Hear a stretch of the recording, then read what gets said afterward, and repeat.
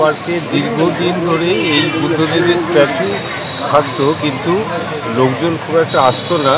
আর বড়ুয়া সম্প্রদায়ের কিছু মানুষ এনাকে পুজো আশ্রা দিতে আসতো। তো ইদানিং তারা খুব একটা আসে না, কিছু কিছু মানুষ আসেন।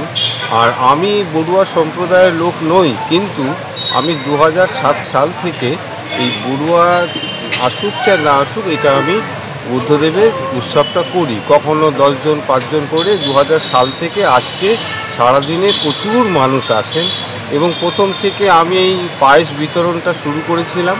তো এখন লুচি পায়েস বিতরণ হয় এবং নিরামিষ আইটেম, আদ্যিকালের আইটেম খাওয়ানো হয়। বেশ কিছু মানুষকে আমি ডাকি।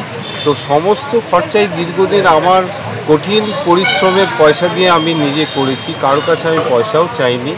তো ইদানিং কিছুদিন ধরে কিছু কিছু মানুষ, কেউ বলছে আমি 100 দিচ্ছি, কেউ 10 টাকা দিচ্ছে, কেউ 5 টাকা দিচ্ছে।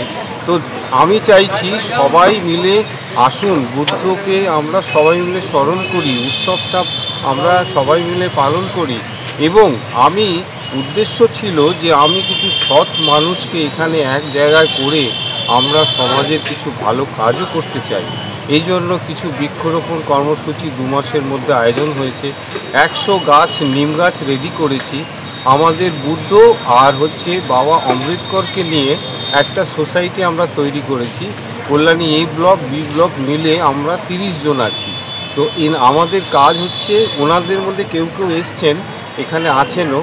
তো আমরা প্রতি মাসে একটা আলোচনা সভা করি এবং বুদ্ধ যে জায়গায় আছে সব জায়গায় আমরা ভিজিট করি। তো আমরা কিছু এই কাজ, ভালো কাজ সমাজে করতে চাই। তো সৎ মানুষের খুঁজতে গিয়ে এই অনুষ্ঠানটা করেছি। আজকে যথেষ্ট সৎ মানুষের দেখাও আমি পেয়েছি। আগের চেয়ে 2007-এ শুরু করেছিলাম, আজকে 24-এ দাঁড়িয়ে প্রচুর মানুষ আসেন। সন্ধ্যাবেলা এখানে 400-500 মানুষ আছে। পায়েস লুচি বিতরণ থাকে এবং খুবই সুন্দর প্রোগ্রাম। সকলে আসুন, বুদ্ধকে স্মরণ করুন, সবাই মিলেমিশে আমরা নতুন সমাজ গড়ি। এই হচ্ছে, আমার নাম কালীপদ দাস। আমি হালি শহরে থাকি, কিন্তু 24 পরগনা ডিস্ট্রিক্ট, কিন্তু আমি এখানে এসেই বুদ্ধর আশ্রয় দিয়েটা আমি শুরু করি। আমার বাড়ি এখান থেকে 3 কিলোমিটার দূরে। ঠিক আছে, নমস্কার। আপনারা সবাই এইভাবে বুদ্ধকে স্মরণ করুন এবং সকলে মিলে আমরা সমাজের ভালো কাজ করি। কিছুই যদি না পারেন, একটা গাছ অন্তত লাগান সমাজের জন্য। এইটুকুনি আমার অনুরোধ।